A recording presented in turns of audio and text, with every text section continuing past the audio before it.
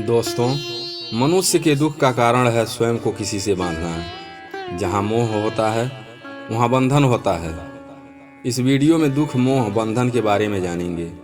आगे की कहानी शुरू करने से पहले हमारे चैनल को सब्सक्राइब करें और बेल आइकन को प्रेस करके कमेंट में नमो बुद्धाय जरूर लिखें। आइए कहानी शुरू करते हैं। एक बार भगवान बुद्ध किसी गांव में प्रवचन दे रहे थे। अपना प्रवचन समाप्त करने के बाद लोगों को आशीर्वाद दिया और अपने आश्रम को चले गए। अगले दिन एक व्यक्ति आया और भगवान बुद्ध को दंडवत प्रणाम करते हुए बोला, हे तथागत, मैं आपका कल प्रवचन सुना, वह हमारे हृदय में उतर गया है। मैंने अपने सारे बंधन, मोह, माया का त्याग करके आपके पास आया हूँ। मैं आपकी शरण में रहना चाहता हूँ। बुद्ध मुस्कुराए और बोले, वत्स, तूने कौन सा बंधन, कौन सा मोह माया का त्याग करके आए हो? वह व्यक्ति बोला, मैंने अपने बूढ़े माता पिता और पत्नी को, जो हमेशा बीमार रहती है, मैं उसका कष्ट देखकर सोचता रहता हूँ, अगर उसकी मृत्यु हो जाती तो उसका सारा कष्ट दूर हो जाता। मैं इसी वजह से हमेशा दुखी रहता हूँ। लेकिन कल मैं जब आपका प्रवचन सुना तो आपका कहा हुआ हर एक शब्द हमारे समझ में आ गया। हमारा परिवार ही हमारे दुखों का सबसे बड़ा कारण है। मैं अगर इन लोगों के चक्कर में पड़ा रहूँगा तो सत्य को नहीं जान पाऊँगा। इसलिए मैं घर परिवार, माता पिता, पत्नी को छोड़कर आपकी शरण में आया हूँ। मैं सभी बंधनों से मुक्त हो गया हूँ। भगवान बुद्ध ने कहा, तुम अच्छी तरह से देख लो कि तुम्हारे पीछे कोई बंधन तो नहीं रह गया। वह व्यक्ति बोला, नहीं, अब मैं अपने सभी बंधनों को पीछे छोड़ आया हूँ और मैं अब आगे बढ़ना चाहता हूँ। फिर बुद्ध ने कहा, अगर तुम सभी बंधनों को पीछे छोड़ आए हो तो ठीक है, मैं तुम्हें कल बताऊँगा कि तुम्हें क्या करना है। फिर भगवान बुद्ध ने उस व्यक्ति को अतिथि कक्ष में जाने का आदेश दिया। आश्रम के अतिथि कक्ष में वह व्यक्ति पहुंचकर उत्सुकतापूर्वक आश्रम की गतिविधियों को देखता रहा। अगले दिन भगवान बुद्ध ने उस व्यक्ति को एक कार्य सौंपते हुए कहा, तुम्हें पूर्व दिशा में जाना है। तुम्हें पूर्व दिशा में जाना है। वहाँ पर तुम्हें एक गांव मिलेगा। गांव के बाहर एक साधिका का घर है। वह तुम्हें एक वस्तु देगी। उस वस्तु को लेकर तुम्हें मेरे पास आना है। वह व्यक्ति पूर्व दिशा की ओर चल पड़ा। गर्मी का मौसम था। थोड़ी ही देर में वह गर्मी के कारण व्याकुल हो उठा, पसीने से तरबतर हो गया। उसे बहुत जोरों से प्यास लग गई थी। वह सोचने लगा, मैं अगर इस समय घर पर होता तो इतनी कड़कती धूप और गर्मी को सहन ना करना पड़ता। कुछ दूर और आगे जाने के बाद उसको बहुत जोरों से भूख सताने लगी। वह एक बंजर सुनसान रास्ते पर जा रहा था, जहाँ पर ना तो कोई पेड़ था, ना ही कोई नदी तालाब। वह फिर सोचने लगा कि अगर मैं इस समय घर पर होता तो अपने पत्नी के हाथों का बना हुआ स्वादिष्ट भोजन कर रहा होता। वह व्यक्ति सोच रहा था कि पता नहीं क्यों तथागत बुद्ध ने हमें इस असहनीय गर्मी में इतना दूर भेज दिया। कुछ देर बाद वह व्यक्ति उस गांव के समीप पहुंचा। गांव के बाहर एक छोटा सा घर था। उस घर के पास पहुंचकर उसने दरवाजा खटखटाया। दरवाजे को एक साधिका ने खोला। उस साधिका के चेहरे पर एक अजीब सा चमक था। व्यक्ति उस साधिका को देखकर अत्यधिक प्रसन्न हुआ। साधिका ने उस व्यक्ति का स्वागत करते हुए कहा, हमें पता है आपको भगवान बुद्ध ने भेजा है, आप अंदर आ जाएं। साधिका के कहने पर वह व्यक्ति घर के अंदर चला गया। साधिका ने उसे पानी दिया, जिससे वह मुंह हाथ धोकर एक चटाई पर बैठ गया। साधिका ने तुरंत उसके लिए एक थाली में भोजन लेकर आई। काफ़ी ज़्यादा भूख लगने की वजह से वह जल्दी जल्दी भोजन करने लगा। भोजन करते करते अचानक उस व्यक्ति की नज़र साधिका के पैरों पर पड़ी। साधिका के पैर बहुत सुंदर थे। वह साधिका के पैरों को देखता रह गया।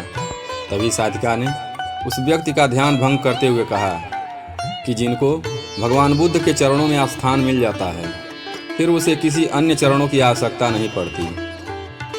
साधिका की बात सुनकर वह व्यक्ति काफ़ी लज्जित हो गया और अपनी नज़र नीचे करके चुपचाप भोजन करने लगा।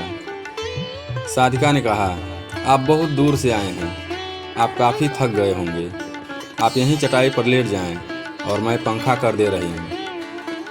वह व्यक्ति काफ़ी थका हुआ था, चुपचाप वहीं चटाई पर लेट गए और अपनी आंखें बंद कर ली और साधिका उस व्यक्ति के ऊपर पंखा करने लगी। उस व्यक्ति को अभी भी चैन नहीं आया।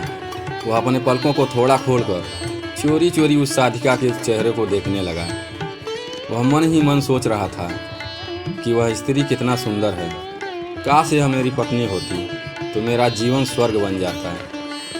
साधिका ने उसकी तरफ देखा और उस व्यक्ति के मन में चल रहे हर एक बातों को समझ गई। वह बोली, इस सुंदर शरीर में कुछ नहीं रखा है, यह केवल रक्त मांस और हड्डियों का जोड़ है। इतना सुनकर वह व्यक्ति स्त्री के आकर्षण से मुक्त हो गया। वह घबराकर चटाई से उठकर खड़ा हो गया और बोला, अब मुझे बुद्ध के पास जाना चाहिए। आप मुझे वह सामान दें जिसके लिए भगवान बुद्ध ने हमें आपके पास भेजा है। तब साधिका ने मुस्कुराते हुए उस व्यक्ति को जवाब दिया कि वह कार्य पूर्ण हो गया है जिसके लिए आपको भगवान बुद्ध ने हमारे पास भेजा था। उस व्यक्ति को साधिका की बातें समझ में नहीं आई। वह चटाई पर से उठा और दरवाजे की ओर बढ़ चला। वह दरवाजे के पास पहुंचकर एक क्षण के लिए रुका और पलटकर बोला, क्या आप अंतर्यामी हैं? आप हमारे मन की बात कैसे जान लेती हैं? इस पर साधिका मुस्कुराती हुई बोली, मैं तथागत बुद्ध की कृपा से मोह माया के सभी बंधन से ऊपर उठ चुकी हूँ। मैं किसी भी व्यक्ति के चेहरे को देखकर उसकी मन की बातें पढ़ लेती हूँ। साधिका की बातें सुनकर वह व्यक्ति फिर से लज्जित हुआ और सोचने लगा, जिस स्त्री ने सच्चे मन से हमारा आदर सत्कार किया है, मैं उसके बारे में कैसी कैसी बातें सोच रहा था। विदा लेकर वापस बुद्ध के पास लौट पड़ा। वह बुद्ध की चरणों में गिरकर गिड़गिड़ाने लगा और बोला, भगवान, मैं बहुत पापी हूँ, मुझे क्षमा कर दें। भगवान बुद्ध मुस्कुराए और बोले, मैं तुम्हें साधिका के पास इसीलिए भेजा था ताकि तुम अपने आप को देख सको। अब तुम मुझे यह बताओ, क्या तुम सचमुच मोह माया के बंधन से मुक्त हो चुके हो? वह व्यक्ति कुछ नहीं बोला और चुपचाप नजरें नीची करके भगवान बुद्ध के सामने खड़ा रहा। तथागत बुद्ध ने कहा, बाहरी मोह माया के बंधन को त्यागने से हम बंधन मुक्त नहीं होते। बंधन और मोह माया हमारे भीतर होता है। तुमने अपने माता पिता पत्नी को छोड़कर सोचा कि मैं बंधन मुक्त हो गया हूँ, परंतु जैसे ही तुम्हें मौका मिला, तुम्हारे अंदर का मोह जागृत हो उठा। इसी वजह से तुम आज अपने आप को पापी समझ रहे हो। वह व्यक्ति हाथ जोड़कर भगवान बुद्ध से बोला, मुझे क्षमा करें, आप सही कह रहे हैं। मैं केवल अपने पत्नी से पीछा छुड़ाना चाहता था, क्योंकि वह हमेशा बीमार रहती है। ज़्यादा कमाई न होने की वजह से मैं अपने परिवार के दायित्वों का निर्वाह सही रूप से नहीं कर पा रहा हूँ। शायद इसीलिए मैं अपने परिवार से पीछा छुड़ाना चाहता हूँ, पर मैं अब समझ चुका हूँ कि मेरा परिवार ही मेरा सत्य है और अपने परिवार के दायित्वों को पूरा करना ही हमारा कर्म है। वह व्यक्ति भगवान बुद्ध को प्रणाम किया और वापस अपने घर चला आया और खुशी खुशी अपने परिवार में रहने लगा।